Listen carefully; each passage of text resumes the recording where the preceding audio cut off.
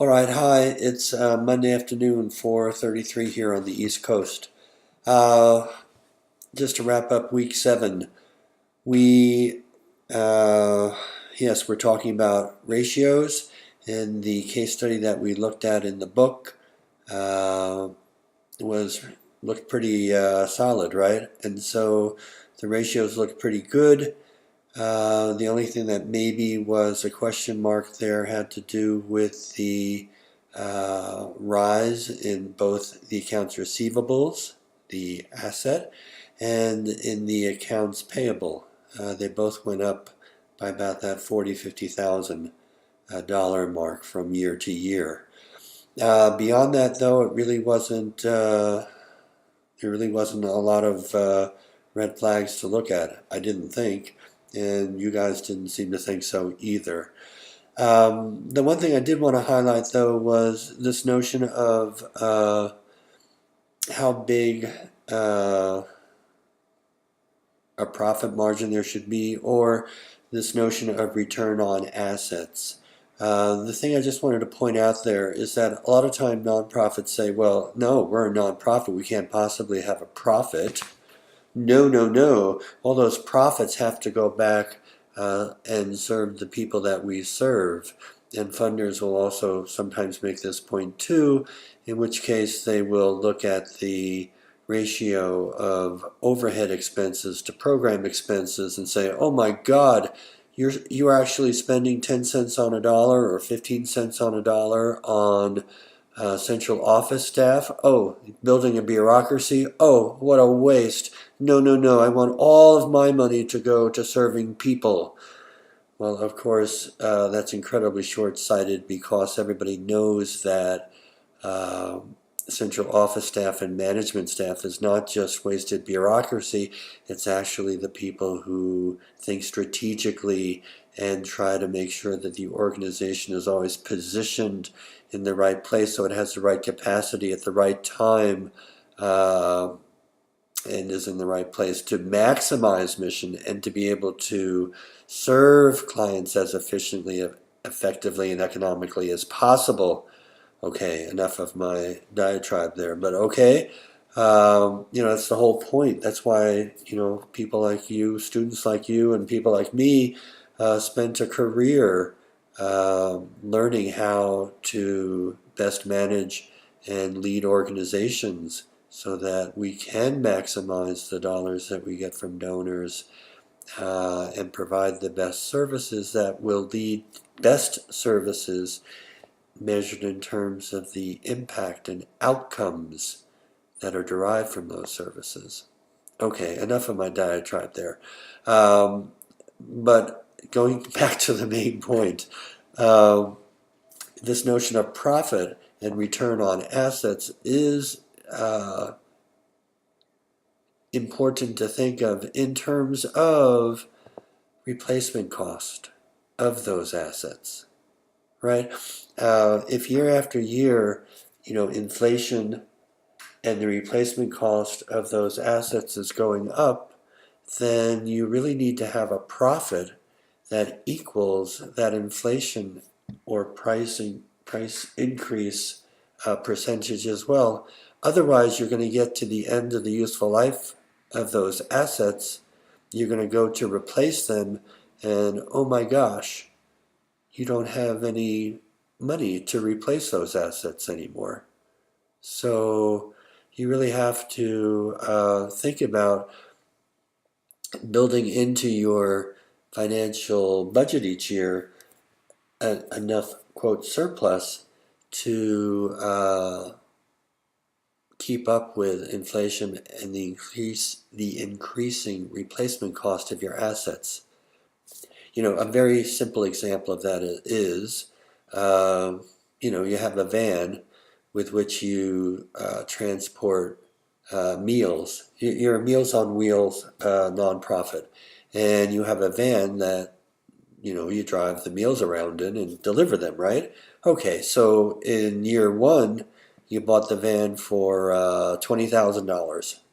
And so each year you're thinking, okay, I'm going to expense out, 1/7 of the 20,000, and by the end of 7 years I will have expensed the $20,000, and hopefully I put that aside, and so I got $20,000 with which to repay or to replace the $20,000 van.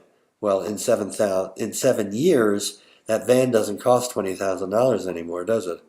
No, it probably costs 25 or more.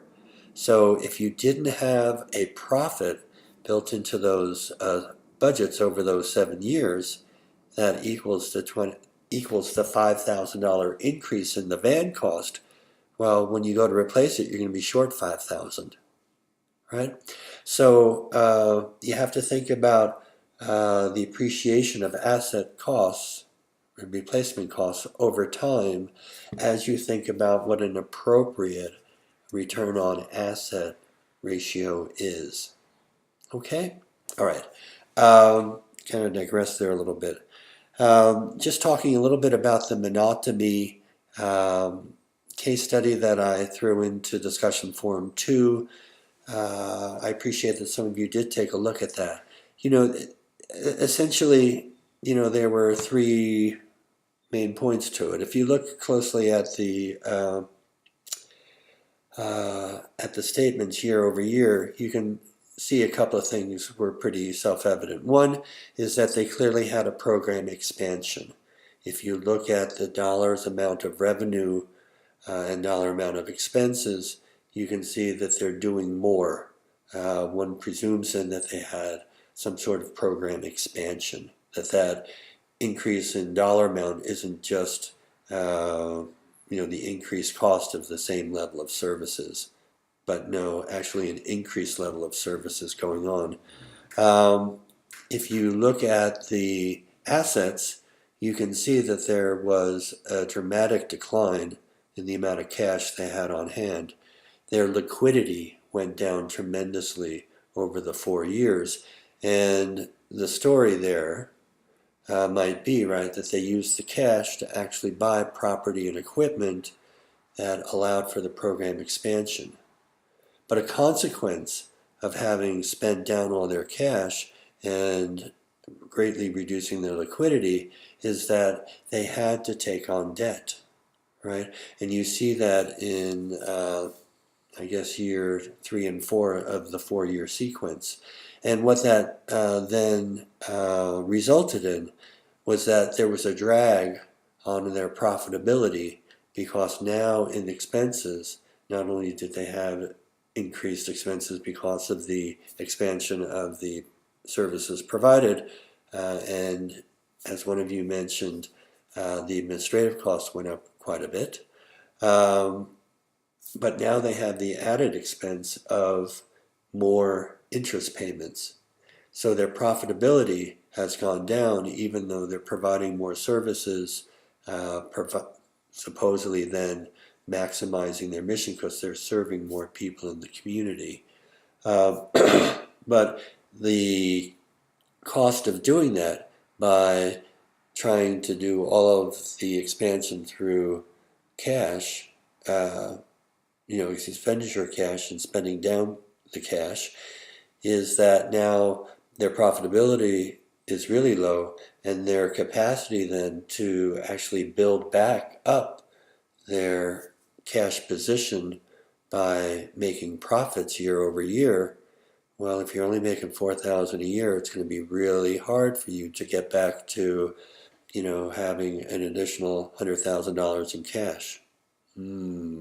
Takes a lot of years at $4,000 a pop to get back up to to increase by $100,000. So they've really kind of dug themselves a long-term hole by spending down all their cash. Okay, and so therefore they really have no flexibility going forward, and how they're going to replenish their cash reserves is open to question.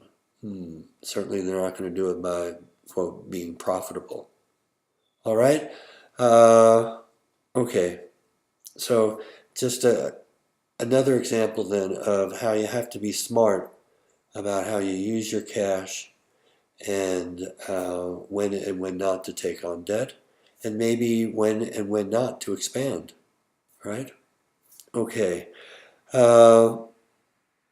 This week, our reading in Quicker, right, is about budgets and budgeting, and the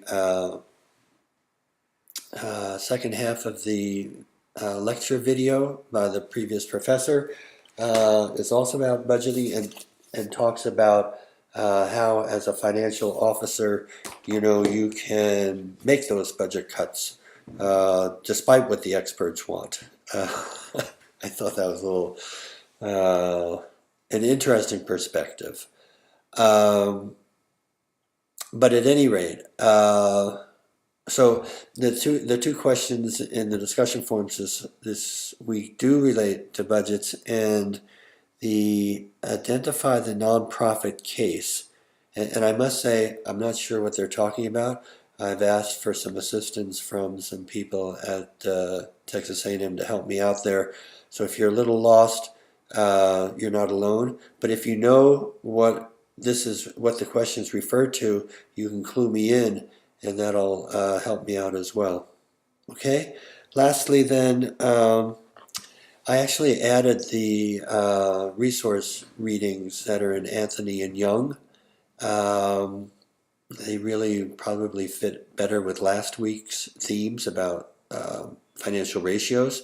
But I added it for two reasons. One, at the very beginning of the reading, there's this great paragraph or two about the importance of not getting lost in the technical calculation of ratios, but rather to use ratios in the technical calculation to identify the story that the financial numbers tell.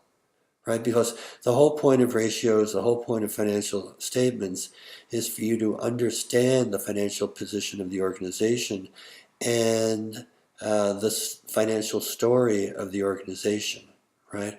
And so when I was just talking earlier about the monotony financial statements and the ratios there, I told the story of what happened in the organization by looking at the financial data. And that's what you want to try to do. So I thought that was really a great paragraph or two at the beginning of the Anthony and Young readings. The readings then go on and talk about various financial ratios, some of which have been covered in the previous readings, some of which are new. And so the gist or the story of the readings that you should be aware of is that different financial experts will develop their own sort of unique financial ratios. And so just understand that there's not one finite holy grail listing of financial ratios. There's a certain core that lots of people use and are commonly recognized as important, but there are additional ones that different experts think are important, and so they create them. Okay, it doesn't mean that any of these extra ones and these expert developed ones are better or worse than others, but just be aware that they're out there, and different experts think different ratios are at the margin are important.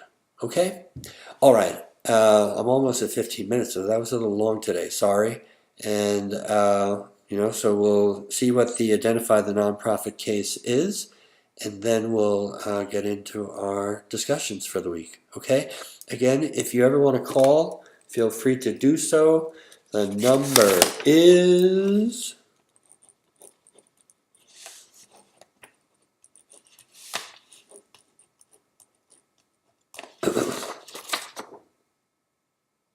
okay. Did I get it on the? Yeah, it's on there. Okay. All right. So thanks a lot. Have a great week.